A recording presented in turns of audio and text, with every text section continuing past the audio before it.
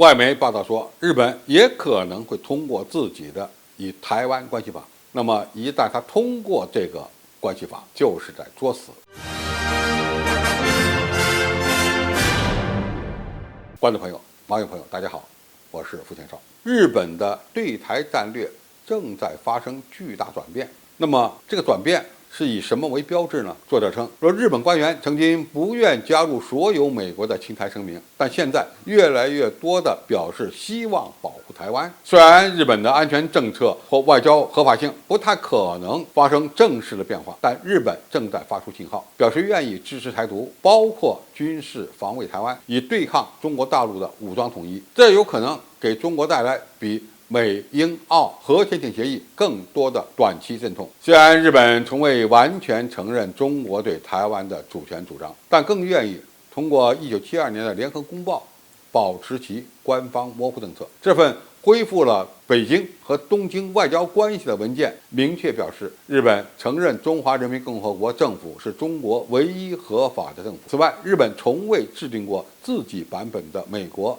台湾关系法，该法规在承认中华人民共和国之后，再给台北非官方的承认、接触和安全保证。相反，在与中国打交道时，日本政府通常在这个问题上采取宽容的语气，一再表示他充分尊重和理解台湾是中华人民共和国领土不可分割的一部分的立场，从未明确表明自己的亲台独立场。现在，日本正在明确无误地改变其做法。虽然官方对台湾的政策和法律权威没有改变，也不大可能改变，但东京的意图和信号显然是不同的。日本最近的防务白皮书将台湾评价为对日本的安全和国际事务的稳定很重要，并将两岸紧张局势描述为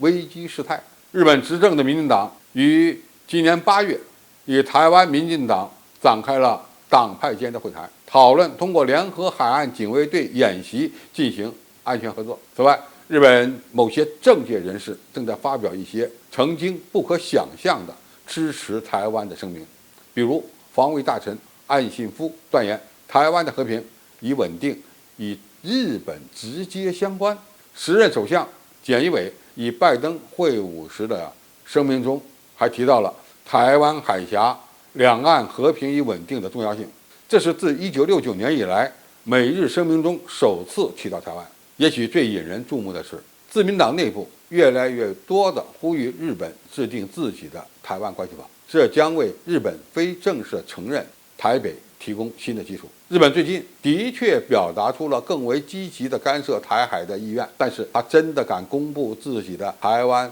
关系法吗？恐怕他没有这个胆子。他一旦公布自己的台湾关系法，将直接导致中日冲突的激化。日本对华贸易的依赖度比较高，其后果可能是日本无法承受的。日本是2战的战败国，一旦公布台湾关系法，直接暴露其武力干涉中国内政的企图。按照联合国宪法，中国作为战胜国，如果发现日本有再次侵略中国的企图，那么可以不经过联合国授权，对日本发起先发制人的战争行动。最后，日本处理台海关系问题，其关键呢还是要看美国的脸色。如果中美关系缓和，日本不可能自己去作死。日本目前的想法是推动美国与中国在台海地区干一仗，然后自己在背后得利。如果中美关系建立起了围栏，那么日本呢也就不可能继续在台海问题上挑衅。日本干涉台海事务有强烈的企图，有中日民意敌对的因素，但最关键的还是日本不愿意看到中国的统一以及中国的崛起。日本自卫队眼前没有干涉台海的实力，也没有干涉台海的法律基础。如果只通过一部新增的法律在道义上支持台独，不但没有实际的效果，反而有可能遭到中国的强烈报复。好，今天的评述就到这里，谢谢大家收看，我们下期再见。